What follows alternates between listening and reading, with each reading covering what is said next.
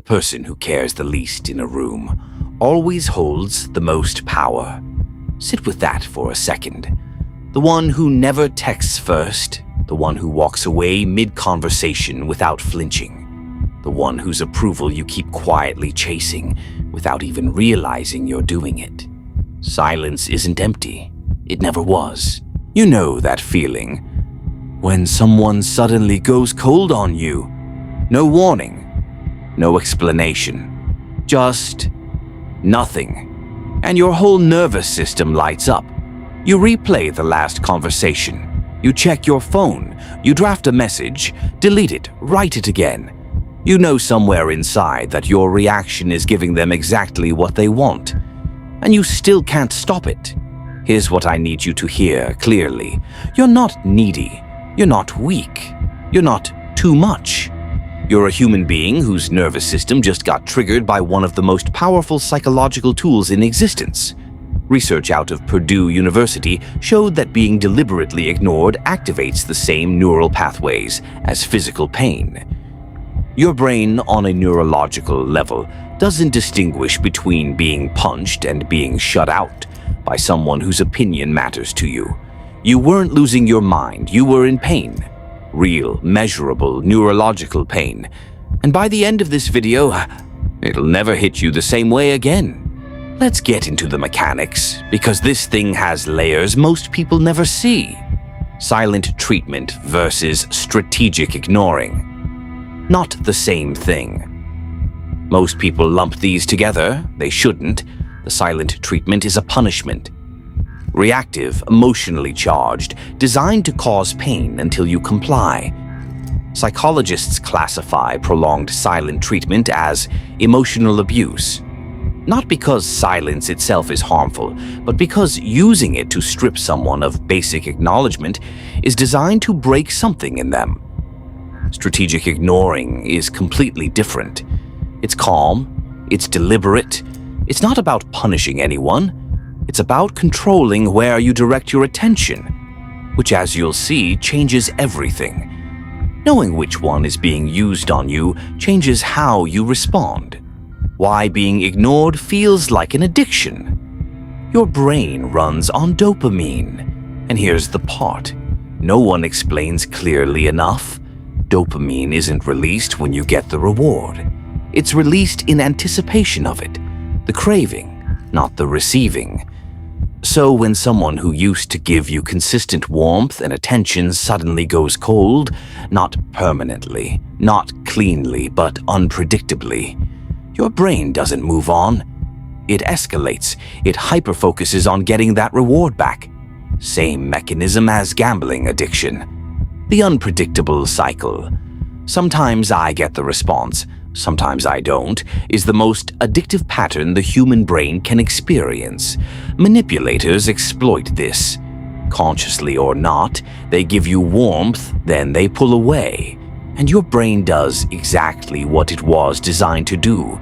It chases. And here's the brutal part. Every text you send, every attempt to re-engage, every visible reaction, you're telling them the strategy is working, that you're still on the hook. Rule 1. Whoever cares less holds more power. There's a concept in social psychology called the principle of least interest. First described in the 1930s, consistently validated since. It's simple. Whoever is less invested in a relationship controls it, not because they're smarter or colder, but because they can afford to walk away, and you feel like you can't. That gap in need is where power lives. This is why emotionally unavailable people command the most attention. Why certain leaders and negotiators cultivate deliberate indifference. They understand that perceived detachment is perceived power, consciously or not. They've figured out the game. Rule 2. Withholding acknowledgement. More dangerous than conflict. There's something even more targeted than withdrawing affection. Withdrawing acknowledgement entirely. Not arguing, not criticizing, just not registering that you exist. Conflict at minimum. confirms you matter enough to engage with. Invisibility strips even that.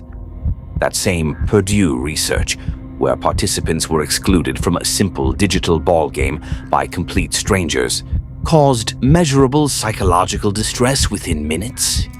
Meaningless exclusion from people who meant nothing to them. Now imagine that coming from someone you love. The void left by withheld validation doesn't stay empty. It fills with anxiety, self-doubt, and a compulsive need to do something to get acknowledged again. That drive is exactly the leverage they're using. Rule 3. How strategic ignoring actually works. Ethically. Now let's flip it.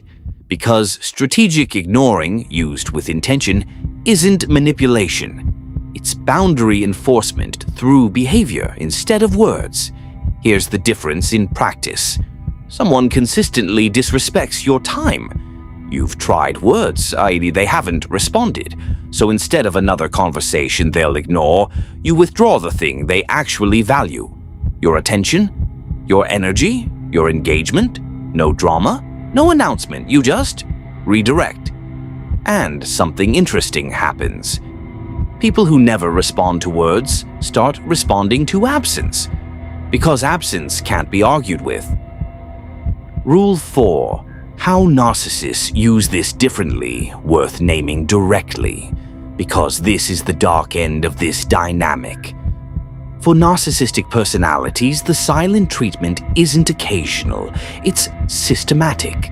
First comes the idealization, intense attention, connection, making you feel extraordinary. Then, without clear reason, the withdrawal, and suddenly you're chasing the version of them that made you feel that way. You become focused entirely on restoring what you had. You hand over emotional energy, compliance, tolerance, just trying to get back to that warmth. What you need to understand, the withdrawal was never about you, not about what you said or didn't say, did or didn't do. It's a cycle, and you are not going to fix it by chasing harder, by being better, or by finally saying the perfect thing. The cycle will repeat, because the cycle is the point. So how do you actually defend against this? And how do you use strategic ignoring without becoming what you're protecting yourself from? 1. Recognize the hook before you take it. The moment you feel that specific anxiety, that compulsive pull to chase someone's approval, pause. That feeling is data, not a command. Name it if you have to. My dopamine system is being triggered. This is a mechanism, not a message. Sounds clinical. Works anyway. Neuroscientists call it affect labeling. Naming an emotional state measurably reduces its intensity. You're not suppressing the feeling. You're refusing to be steered by it. 2. Make your attention genuinely scarce, not as a tactic, as a real practice. Stop being endlessly available to people who aren't consistently showing up for you, not out of bitterness, out of simple self-respect. Your attention is a finite resource, handed out freely to everyone regardless of how they treat you. It carries no weight. Given deliberately, it carries gravity. This isn't coldness, it's calibration. 3. When silence is used against you, go quieter. Every instinct says chase, explain, fix. Here's what actually shifts the dynamic. Don't. The silent treatment only works as long as you're visibly affected by it. The moment you become genuinely comfortable in the silence, not performing comfort, actually finding your footing in it, the power transfers. Now they're not withholding something you need, they're just absent, and you're fine. That takes practice, but it starts with one decision. I will not perform distress for someone using silence as a control tactic. 4. Break the validation dependency. The deepest protection is building a sense of self that doesn't require their input to stay intact, not arrogance, security. When you know who you are, when that doesn't shift dramatically based on whether someone is warm or cold toward you today, Their withdrawal loses most of its power. It stops being a verdict about you. It becomes information about them. Build the floor beneath you. Therapy, real friendships, physical discipline, whatever it is for you. Because a person with a solid floor cannot be destabilized by someone removing a ceiling. 5. Know the line between protection and cruelty. If you use strategic ignoring as a boundary tool, know the difference. Protection. Withdrawing your energy from dynamics that drain or disrespect you.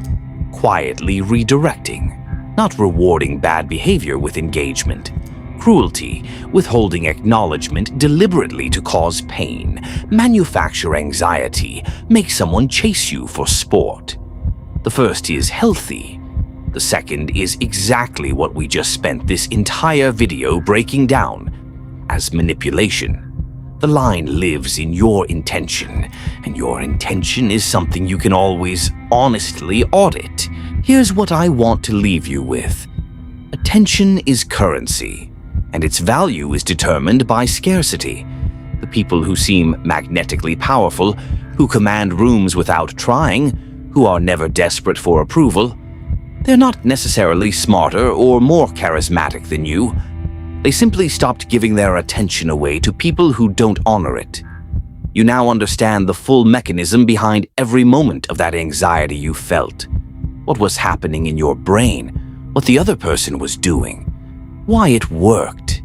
That knowledge is a threshold.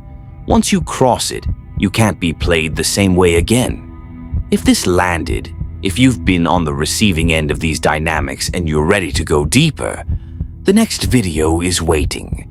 We're breaking down exactly how narcissists choose their targets and the specific signals you might be sending right now that make you an easy one. I'll see you there.